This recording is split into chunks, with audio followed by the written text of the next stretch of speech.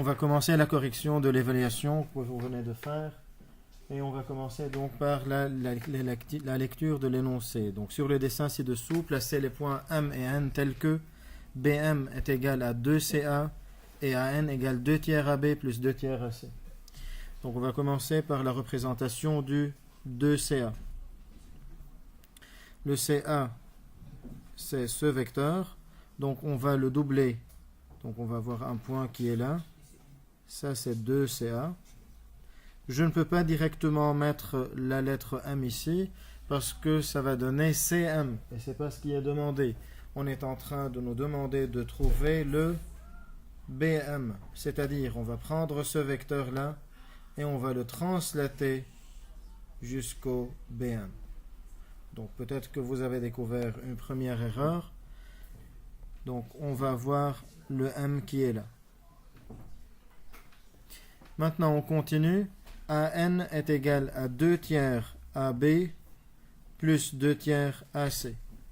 2 tiers, donc on va prendre la distance ou la longueur de AB et la diviser par 3. Donc on va voir 1, 2, 3.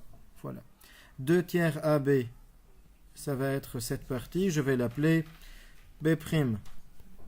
Donc on aura AN qui est égal à AB' plus 2 tiers AC, donc encore une fois, je divise le AC en 3 parties et je vais avoir ce point que je vais appeler C' plus AC'. Maintenant, pour pouvoir compléter la figure, j'ai deux choix. Ou j'utilise la règle du parallélogramme, ou je vais tout simplement prendre le AC' et le translater au niveau du B'. Donc comme ça on va avoir la lettre N. Donc AN sera là. Donc maintenant qu'on a fait la construction, je vais me débarrasser des vecteurs qui ne servent à rien pour ne pas trop encombrer la figure. Bon, donc on a la lettre N et on a la lettre M qui sont bien placées. Premièrement. Deuxièmement, exprimer les vecteurs AM et BN en fonction de AB et AC. Là, il faut directement avoir le réflexe de regarder la donnée. Au niveau de la donnée, on a un M qui est donné par le BM et on a la lettre N qui est donnée grâce à AN. On nous demande de trouver AM. Donc, la meilleure chose à faire, c'est de prendre le BM qu'on connaît déjà, qui est 2CA, et de penser directement à insérer la lettre A. Comme ça, on aura BA plus AM est égal à 2CA. Comme notre but, c'est de trouver AM, je vais noter ça ici, en fonction de AB et de AC, c'est-à-dire on veut manipuler cette écriture pour avoir le AM qui est à gauche et des AB et des AC à droite. C'est ce qu'on va faire. Donc le AM, je le garde là où il est. Le BA, je vais le faire passer de l'autre côté. J'ai deux choix. Ou j'écris moins BA, ou j'écris directement AB.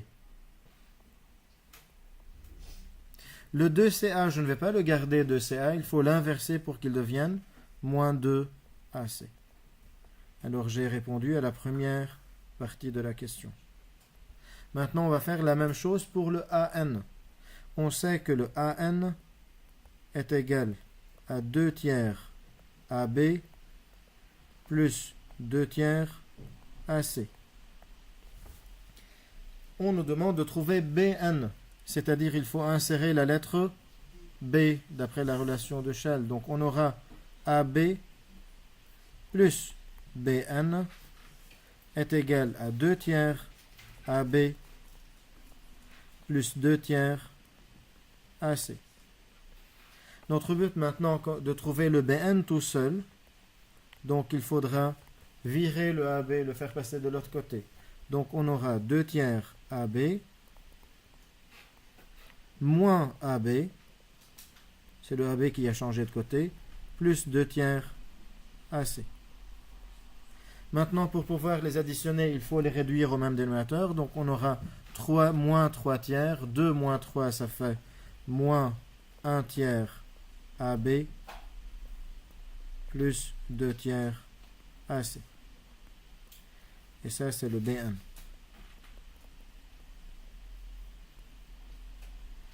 La deuxième partie de la question, en déduire que les droites AMB et BN sont parallèles. Donc je vais remettre le AM qu'on vient de trouver et voir s'il y a un lien, si l'un est un multiple de l'autre. Donc le AM trouvé, c'est AB moins 2 AC. Et là, j'observe bien les coefficients. Le coefficient ici, c'est 1. Il est en train de devenir moins 1 tiers. Donc on fait ça en multipliant par moins 1 tiers. Est-ce que je peux faire la même chose ici pour obtenir la même réponse? Oui, on va bien vérifier. Est-ce que moins 2 fois moins 1 tiers, est-ce que ça donne 2 tiers? Oui, c'est juste. Donc on peut noter que le BN est égal à moins 1 tiers de AM. Cette écriture nous permet qu'un vecteur est un multiple de l'autre, donc ces vecteurs sont collinéaires, et étant collinéaires, dans ce cas-ci, on a BN qui est parallèle à M. D'ailleurs, la figure va nous le prouver. On a le BN qui est parallèle à AM, et là je peux tester. Voilà, je le prends, il est vraiment parallèle. Est-ce qu'ils sont du même sens? Non, ils sont de sens contraire. D'ailleurs, ça le prouve avec le moins qui est là. Et ça vaut le tiers. Bien. Alors ça, c'est la première partie de l'exercice. La deuxième partie de l'exercice, c'est qu'on doit utiliser un repère. Et ce repère-là, c'est le CBA. On avait dit que la première lettre désigne l'origine. La deuxième désigne l'abscisse. Et la troisième désigne l'ordonnée. Donc je vais représenter les axes. On a un premier axe qui est l'axe des abscisses, C étant l'origine. Le B alors désigne le 1. Et le A désigne le 1 de l'ordonnée. Et on va commencer à écrire les coordonnées des points. Je commence par le point C, qui est l'origine, alors c'est 0, 0. Le B étant l'abscisse, c'est le 1, 0. Le A, c'est le 0, 1. Maintenant, on va trouver le N et le M. Alors, on va regarder un peu au niveau de la figure. Donc, pour aller du point... Voilà, je vais montrer ça. Pour aller du point C, qui est là,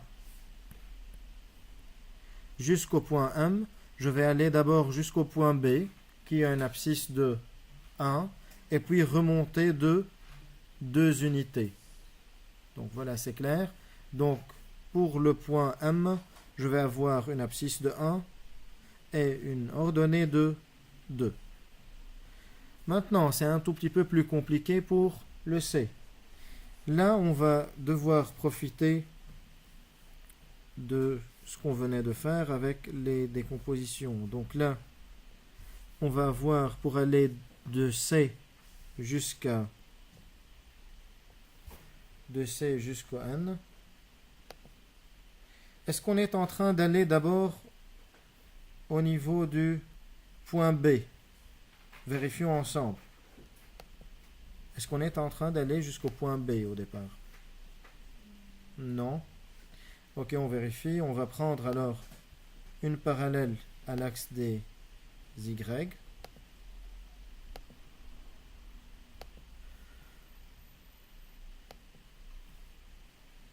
Voilà. Je vais aller voir où est-ce qu'elle va coïncider cette parallèle. Et une autre parallèle à l'axe des X, à l'axe des abscisses.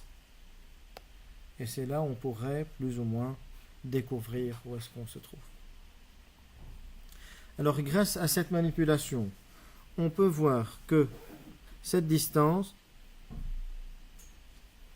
c'est comme si elle était coupée en 3 parties. Donc on va voir ici un 2/3 pour l'abscisse. Et pour l'ordonnée, on va avoir un moins 1. Donc un 2/3 et un moins 1. Tiers. Voilà, moins 1/3. Là, pour montrer un peu, donc la distance de là vers là, ça désigne le 1. On est en train de prendre une toute petite, c'est-à-dire c'est 1/3, mais du côté bas, c'est moins 1/3. Pour vérifier que, on va calculer les composantes d'abord, on va trouver AM et puis BN. Pour trouver AM, on doit faire XM moins XA et YM moins YA. XM, c'est le 1, le XA, c'est le 0, donc ça reste la même chose. YM, c'est le 2, moins 1, donc ça fait 1. Pour le BN, on va avoir le 2/3 moins 1 et le moins 1/3 moins 0.